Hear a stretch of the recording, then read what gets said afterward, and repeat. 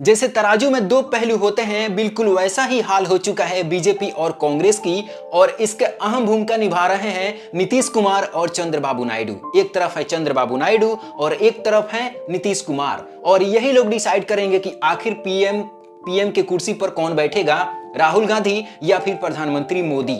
और यही आज की वीडियो में हम डिसाइड करने वाले हैं, आपको बताने वाले हैं कि अगर मोदी का साथ देंगे चंद्रबाबू नायडू और नीतीश कुमार तो ही बन पाएंगे पीएम, या फिर ये दोनों लोग छोड़ देंगे तो क्या बन सकते हैं कि नहीं पीएम। ये सबसे बड़ा सवाल है और पूरी दुनिया जानना चाहती है। और सभी लोग यही कह रहे हैं कि अगर नीतीश कुमार पलटी मार देंगे तो पीएम मोदी नहीं बन पाएंगे इस बार प्रधानमंत्री। और इसके अलावा चंद्रबाबू नायडू भी अगर पार्टी को छोड़ देंगे तो मोदी पीएम नहीं बन सकते हैं। आखिर कितना इफेक्ट पड़ेगा किसी भी पार्टी के लिए, चाहे इंडिया के लिए या फिर एनडीए के लिए, सब कुछ आपको साफ साफ पता चल जाएगा। और कितना असर होने वाला है इन दोनों लोगों को छोड़कर जाने में, आइए जानते हैं विस्तार से। तो सबसे पहले तो आपको हम बता दें कि अभी बीजेपी के पास में 290 सीट है। 290 सीट कुल मिलाकर है, पार्टी को मिलाकर है। बीजेपी लगभग 240 के करीब में अपना बहुमत बनाई है, 241-40 मान लीजिए, लेकिन पूरे पार्टी को मिलाकर देखा जाए तो 290 होता है। अब यहां पे बात कर लेते हैं कि नीतीश कुमार के पास में कितना सीट है। तो नीतीश कुमार के पास में है 12 सीट।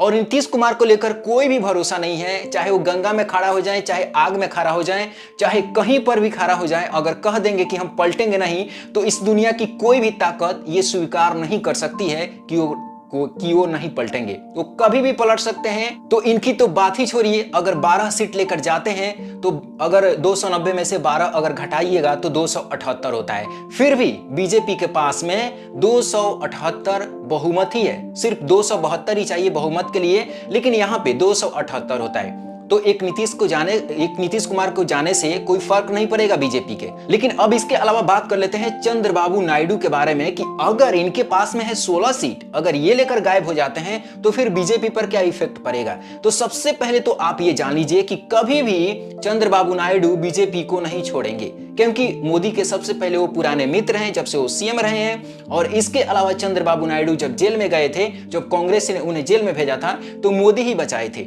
तो और इसके अलावा आंध्र प्रदेश में बीजेपी के साथ मिलकर ये चंद्रबाबू नायडू चुनाव को जीते हुए हैं। और इसके अलावा प्रधानमंत्री मोदी ने जब चंद्रबाबू नायडू को जीत की बधाइयां दी तो उन्होंने स्वीकार किया और उसका रिप्लाई भी स्वीकार के साथ ही किया। और इसके अलावा नीतीश कुमार और चंद्रबाबू नायडू में अगर कंपेयर किया जाए तो नीतीश कुमार जैसा इनका बिहेव नहीं है। ये कभी भी पलटी नहीं मारते हैं, लेकिन नीतीश कुमार कई बार पलटी मार चुके हैं, इसलिए इन पर भरोसा नहीं हो रहा है कि वो कभी भी निकल सकते हैं। अब यहां पे सवाल सबसे बड़ा बनता है कि ये दोनों लोग अगर निकल जाते हैं बीजेपी से तब क्या होगा। तो तब ये होगा कि 12 और 16 28 सीट तो गायब हो जाएगा। अब मान लीजिए कि 28 सीट गायब हो जाएगा तो क्या बीजेपी की सरकार बन पाएगी कि नहीं बन पाएगी, यहां पे सबसे बड़ा सवाल होता है। अगर ये दोनों लोग निकल जाते हैं फिर भी बीजेपी के पास में 262 सीट रहेगी। अब यहां पे आप सोचेंगे कि ये तो बहुमत से बहुत नीचे हो गया, लेकिन यहां पे सबसे कमाल की बात यह है कि कांग्रेस के पास में, यानी कि इंडी अलायंस के पास में 233 सीट होती है। और इसके बाद में जब ये 28 सीट ऐड हो जाएगा, मतलब कि नीतीश कुमार की और चंद्रबाबू नायडू की अगर उधर जाकर जुट जाएगी, एक सीट से भी बहुमत माना जा सकता है।